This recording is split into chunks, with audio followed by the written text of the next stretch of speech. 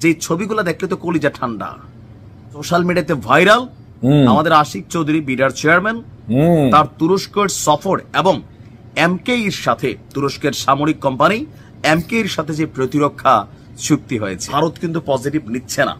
Already আপনারা দেখছেন যে শিলিগুড়ি করিডোরে যুদ্ধের প্রস্তুতির মতন রাফাল যুদ্ধ বিমান, রাশিয়ার তৈরি S-400 মতন অত্যাধুনিক প্রযুক্তির আকাশ প্রতিরক্ষা সিস্টেম बांग्लादेश की टेंशन करें এখানে বসানো হচ্ছে। बीडा के जो चेयरमैन हैं आशिक चौधरी, वो तुर्की के सफर पर गए। तुर्की की कंपनी के साथ एक बड़ी डील साइन हो गई।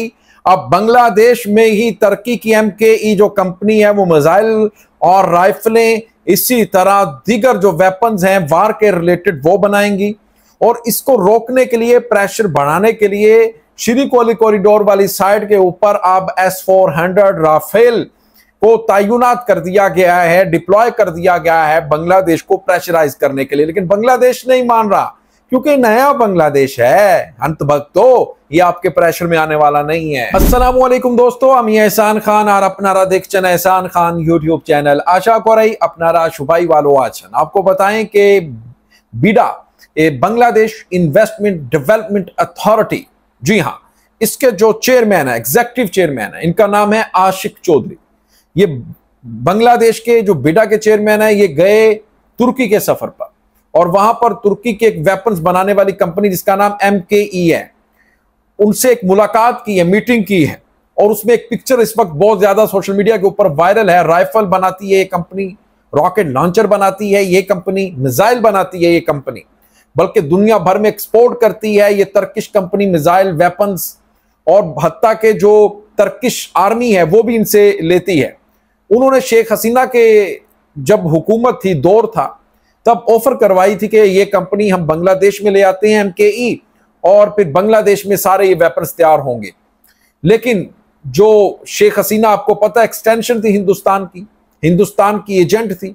लेकिन मोदी ने कहा नहीं, ऐसा नहीं होने देंगे हम, क्योंकि इनसिक्योर फील करते हैं, खतरा महसूस करते हैं कि बांग्लादेश की आर्मी, बांग्लादेश के पास अगर अच्छे इक्विपमेंट्स आ जाते हैं वार के रिलेटेड तो हमें खतरा होगा, ये हिंदुस्तानी कहते हैं।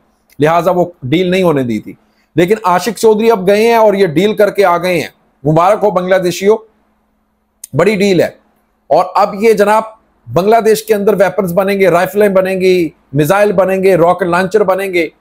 और मैं समझता हूं कि एक बड़ा स्टेप है, जिससे अब देखें कि नईम साउथ कोरिया साहब इसके ऊपर एनालिसिस कर रहे हैं। एक अच्छे, मेरे पसंदीदा ये एनालिस्ट हैं, वो भी ये बात कर रहे हैं कि देखिए इसको रोकने के लिए, प्रेशर बढ़ाने के लिए बांग्लादेश के साथ, कि बांग्लादेश ये डील ना करे तुर्की के साथ, तुर्की की MKE कंपनी के साथ। उन्होंने S-400 को डिप्लॉय कर दिया है, डिफेंस सिस्टम को, और फिर राफेल को भी तैनात कर दिया है शिलीगुड़ी कॉरिडोर वाली साइड के ऊपर, ताकि बांग्लादेश को डराया जाए, ताकि बांग्लादेश को धमकाया जाए। लेकिन बांग्लादेश नहीं डर रहा, बांग्लादेश बिल्कुल भी प्रेशराइज नहीं हो रहा, क्योंकि नया बांग्लादेश है, क्योंकि स्टूडेंट्स का बांग्लादेश है, Nobel prize winner professor Muhammad Yunus का बांग्लादेश है, आर्मी चीफ जनरल बाकरुज्जमान का बांग्लादेश है। ये डरने वाला नहीं है, ये झुकने वाला नहीं है। ये गर्दन, वो कहते हैं मुसलमान है, हमारा यकीन है कट सकती है लेकिन झुक नहीं सकती। जी हाँ दोस्तों, इसी के ऊपर एक वीडियो क्लिप है नईम साउथ कोरिया साहब का, वो देखेंगे, फिर हम इसके ऊपर बात करेंगे। जुड़े रहिएगा आखिर तक, इस वीडियो को जरूर देखिएगा, बहुत इंपॉर्टेंट वीडियो होने जा रही है। 3, 2, 1 एंड क्यू। যে ছবিগুলো দেখলে তো কলিজা ঠান্ডা। বাংলাদেশ সামরিকভাবে শক্তিশালী হওয়া উচিত। আপনি উত্তর কোরিয়ার দেখেন, ছোট্ট একটা দেশ, সারা পৃথিবীরে না চায়, কেউ টাচ করার সাহস পায় না, কেন? মেশিনে ভরপুর করে রাখছে। কথা বলছি যে এই মুহূর্তে সোশ্যাল মিডিয়াতে ভাইরাল আমাদের আশিক চৌধুরী বিডার চেয়ারম্যান তার তুরস্কের সফর এবং MKE এর সাথে, তুরস্কের সামরিক কোম্পানি MKE এর সাথে যে প্রতিরক্ষা চুক্তি হয়েছে। আসুন দেখি ছবিগুলো, দেখি আর ঘটনা কি। সম্প্রতি আপনার আশিক চৌধুরী তুরস্ক সফরে গিয়েছিলেন, তো সেখানে তিনি তুরস্কের প্রতিরক্ষা শিল্প কোম্পানি MKE পরিদর্শন করেন। এই সফরের উদ্দেশ্য ছিল বাংলাদেশ এবং তুরস্কের মধ্যে প্রতিরক্ষা শিল্পে সহযোগিতা বাড়ানো এবং একটি গুরুত্বপূর্ণ চুক্তি স্বাক্ষর করা। এই প্রতিবেদনে আমরা যতটুকু বিষয় আপনাদের সামনে নিয়ে আসছি যে তিনি সেখানে সফরের সময় বিভিন্ন আধুনিক অস্ত্র, সামরিক যন্ত্রাংশ, তারপর হচ্ছে যে বিভিন্ন ছবিতে দেখছেন, নানান ধরনের জিনিসপত্র তিনি দেখছিলেন। আর এই সফরে বাংলাদেশ এবং তুরস্কের মধ্যে একটি চুক্তি স্বাক্ষরিত হয়েছে, বলা হচ্ছে যার মূল ফোকাস বাংলাদেশে নতুন গোলাবারুদ এবং সামরিক যানবাহন উৎপাদন কারখানা স্থাপন। এটা খুবই গুরুত্বপূর্ণ, ভাল লাগছে, কঠিন ভাল লাগছে, ভাল লাগলে শেয়ার করেন। চুক্তিটি প্রযুক্তি স্থানান্তর এবং যৌথ উৎপাদনের উপর ভিত্তি করে, যা বাংলাদেশের প্রতিরক্ষা খাতে স্বনির্ভরতা বাড়াতে সহায়তা করে। এটি বাংলাদেশের সশস্ত্র বাহিনীর মিশন 2030 এর অংশ হিসাবে বিবেচিত হচ্ছে। বাংলাদেশের সামরিক ক্ষমতাকে আধুনিকরণ এবং বিস্তারের আরো পরিকল্পনা রয়েছে।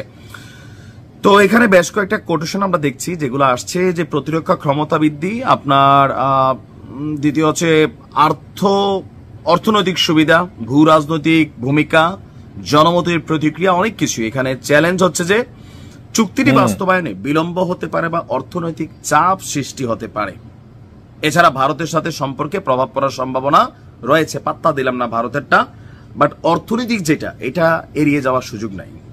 কিন্তু আমি বরাবরই বলছি, আজকের ভিডিওতে বলছি, সরকারের যদি মনে হয় টাকা নাই, প্রবাসীদেরকে ডাক দেন, একটা স্বচ্ছতা রাখেন, কারণ এখন তো ধান্দা শুরু হয়ে গেছে। ওই এক এক উপদেষ্টার পিএসের যে ঘটনা, ইমান আমাদেরও হারাই গেছি। তারপরেও সেনাবাহিনীর কোনো অ্যাকাউন্ট যদি হয়, ফান্ড আসে, যে আওয়াজ আসে যে বাংলাদেশের প্রবাসীদের কাছে সহযোগিতা চাই, এই জিনিসগুলা করবো, ইনশাল্লাহ টাকার বন্যা বৈশা যাবে, মনে রাখেন। প্রবাসীরা ওই কলিজা রাখে, আমরা দুই বিদেশে থাকি তো দেশটারে চাই, ভালোবাসি। ওই মিয়ানমারের দিক দিয়ে আরাকান আর্মি গুতা দেয়, সীমান্তের মধ্যে বিএসএফ গুতা দেয়, ভাই এই গুতাগুতি আর ভাল লাগে না। আমরা কারোর সাথে যুদ্ধে যাওয়ার পক্ষে না, তবে আমাদেরকে গুতাইলে আমরাও গুতাটা রিটার্ন করার পক্ষে, তবে গুতামুখী দিয়া মেশিন লাগবে। এই চ্যালেঞ্জটা একটা বড় চ্যালেঞ্জ, কারণ ডক্টর ইউনূসের সরকার অর্থনৈতিকভাবে একটা বড় চ্যালেঞ্জের মুখে আছে। চুক্তির স্বচ্ছ বাস্তবায়ন নিশ্চিত করতে সরকারি তথ্য প্রকাশ এবং জনগণের সাথে আলোচনা বাড়ানো উচিত, অনেকে বলছেন। আর এটা ভারত কিন্তু পজিটিভ নিচ্ছে না। অলরেডি আপনারা দেখছেন যে শিলিগুড়ি করিডোরে যুদ্ধের প্রস্তুতির মতন রাফাল যুদ্ধ বিমান, রাশিয়ার তৈরি S-400 মতন অত্যাধুনিক প্রযুক্তির আকাশ প্রতিরক্ষা সিস্টেম বাংলাদেশকে টেনশন করেন না, এখানে বসানো হচ্ছে। এটা যুদ্ধের প্রেক্ষাপট দেখতেছি, এখন বুঝতেছি কেন এগুলা হচ্ছে। কারণ বাংলাদেশ চীন থেকেও JF-17 এর মতন অত্যাধুনিক প্রযুক্তির বিমান কিনতেছে। এই জায়গাগুলোতে সরকারকে ধন্যবাদ, আরো অনেক দূর সামরিক খাতকে আগায় নিতে হবে। ভালো থাকুন। जी, आपने ये नईम सऊद कोरिया साहब की दोस्तों वीडियो देख ली है। आशिक चौधरी साहब का एक बड़ा खड़ाक, जिससे अब इंडियन हिल गए हैं, कांप रहे हैं। और फिर किस तरह से बेडा के ये जो चेयरमैन हैं, उन्होंने जाकर ये MKE जो कंपनी है उसके साथ एक बड़ी डील कर डाली, जिसकी वजह से S-400 राफेल उड़ाए जा रहे हैं बांग्लादेश के बॉर्डर के ऊपर। तो इनको शर्म आनी चाहिए, राफेल गिरा लिए हैं, पूरी दुनिया से इंसल्ट करवा ली है। पाकिस्तान ने 3 राफेल गिराए, एक MiG-21 गिराया, एक Su-30 गिराया। यानी ये किस तरह से अब फिर उड़ा रहे हैं, यानी एक भाई से मार खा लिया, अब दूसरे भाई से मार खाना चाहते हैं क्या? बांग्लादेश आपके बिल्कुल भी प्रेशर में आने वाला मुल्क नहीं है। वो भी मुसलमान भाई हैं हमारे, हम भी मुसलमान हैं।